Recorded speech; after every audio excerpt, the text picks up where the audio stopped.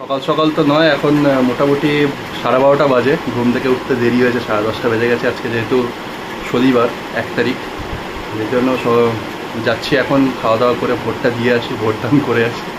এখন বিরাট লম্বা লাইন পড়ে গেছে, তাও ভোট তো দিতেই হবে, গণতান্ত্রিক অধিকার।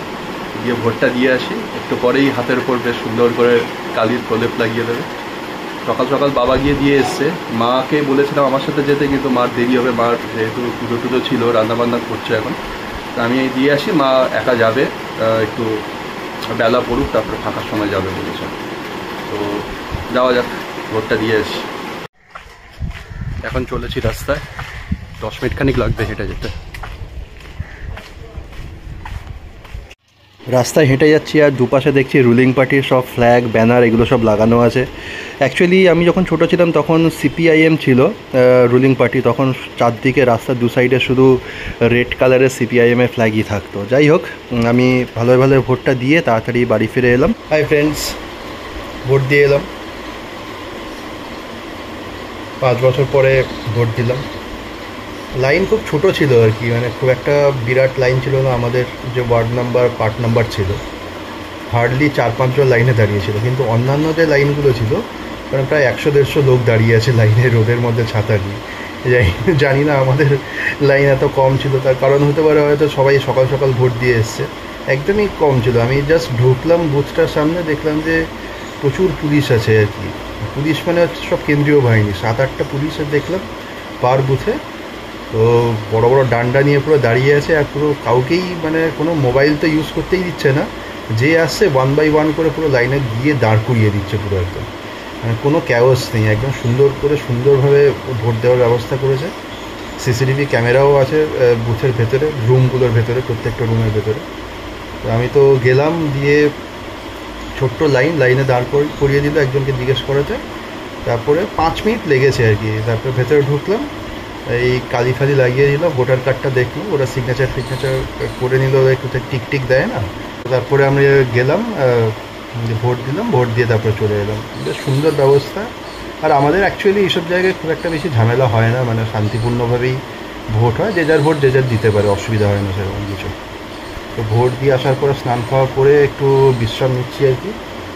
এবার ব্যাপারটা হচ্ছে, কয়েকটা কাজ আছে উইকেন্ডে যেটা করতে হবে। সেটা হচ্ছে আমার শাশুমার আর কি মোবাইল খারাপ হয়ে গেছে, একটা খারাপ মানে পুরনো হয়ে গেছে আর কি, সেটা খুব একটা কাজ করছে না। তো সেটার জন্য অতসী আমাকে বলেছে যে একটা মোবাইলের ব্যবস্থা করতে। সেটা অ্যামাজন আর ফ্লিপকার্টে দেখছি কি মোবাইল দেওয়া যায়। তো সেইটা একটা খুঁজে বের করেছি, তারপরে ওটা পাঠিয়েছে লিঙ্কটা অতসীকে দেখার জন্য। তো ওইটা একটা কাজ হলো। আর এমনি তো মানে লেজি আর কি, সেরকম বিশেষ কিছু নেই। সিনেমা সেরকম কিছু দেখার নেই। দেখলাম যে বুক মাই শোতে সেরকম কোনো ভালো মুভিজও নেই।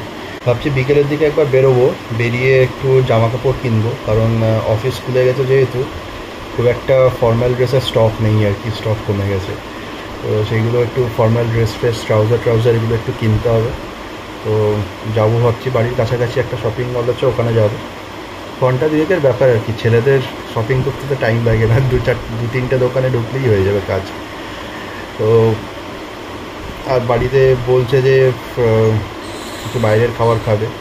আমাদের বাইরের খাবার মানে হচ্ছে ফরেন খাবার বলে। তো সেই সবের ব্যবস্থাও করবো ভাবছি আজকে বিকেলে। তো এইভাবেই দিনটা কাটবে।